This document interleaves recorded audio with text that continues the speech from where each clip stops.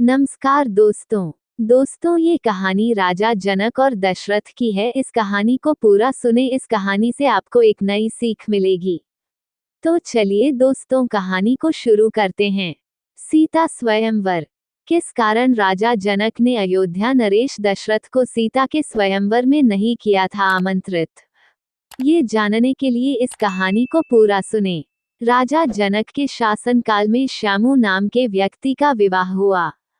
जब वह पहली बार सज संवर कर ससुराल के लिए चला, तो रास्ते में चलते चलते एक जगह उसको दलदल मिला, जिसमें एक गाय फंसी हुई थी, जो लगभग मरने के कगार पर थी। उसने थोड़ी देर तक विचार किया कि गाय तो कुछ देर में मरने वाली ही है, तथा कीचड़ में जाने पर मेरे कपड़े और जूते खराब हो जाएंगे। इतना सोचने के बाद वह गाय के ऊपर पैर रखकर आगे बढ़ गया। जैसे ही वह आगे बढ़ा, गाय ने तुरंत दम तोड़ दिया तथा श्राप दिया कि जिसके लिए तू जा रहा है, उसे देख नहीं पाएगा। यदि देखेगा तो वह मृत्यु को प्राप्त हो जाएगी। वह व्यक्ति अपार दुविधा में फंस गया और गौ श्राप से मुक्त होने का विचार करने लगा।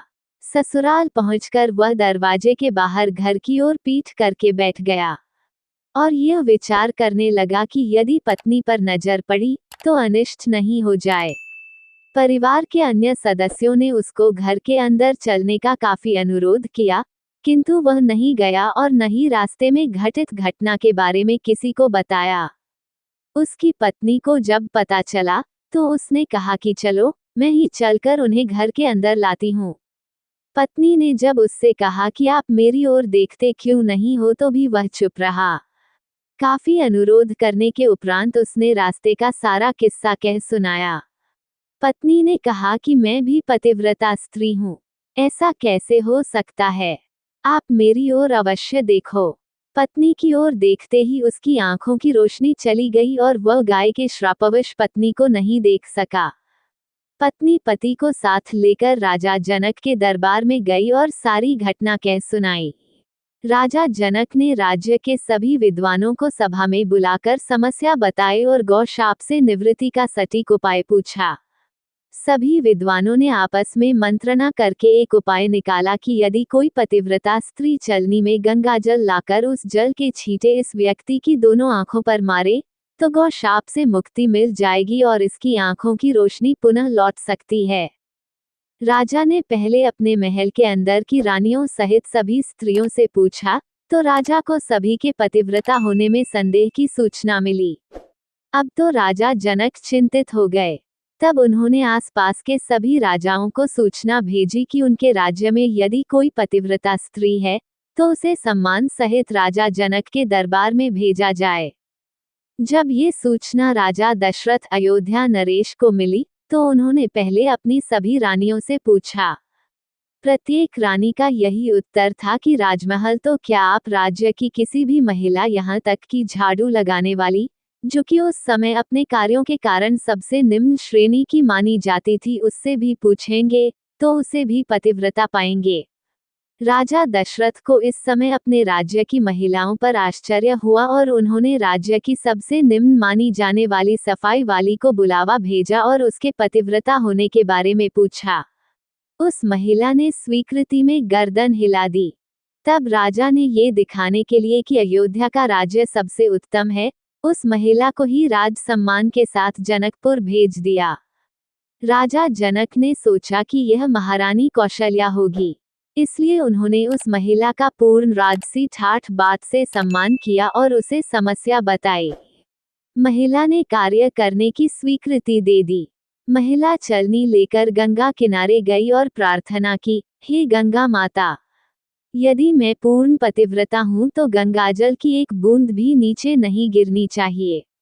प्रार्थना करके उसने गंगाजल को चलनी में पूरा भर लिया और पाया कि जल की एक बूंद भी नीचे नहीं गिरी। तब उसने ये सोचकर कि यह पवित्र गंगाजल कहीं रास्ते में छलककर नीचे नहीं गिर जाए, उसने थोड़ा सा गंगाजल नदी में ही गिरा दिया और पानी से भरी चलनी को लेकर राजदरबार में आ गई। राजा और दरबार में उपस्थित सभी नर नारी ये दृश्य देखकर आश्चर्यचकित रह गए और फिर उस महिला ने जैसे ही उस व्यक्ति की आंखों पर गंगाजल के छींटे मारे, तो उस व्यक्ति की आंखों की रोशनी वापस आ गई। इतना देखते ही सारी प्रजा और सभा पर बैठे सारे लोग आश्चर्यचकित हो गए। और फिर राजा जनक ने उस महिला को धन दौलत देकर सम्मानित किया। जब उस महिला ने अपने राज्य को वापस जाने के लिए अनुमति मांगी, तो राजा जनक ने अनुमति देते हुए जिज्ञासावश उस महिला से उसकी जाति के बारे में पूछा।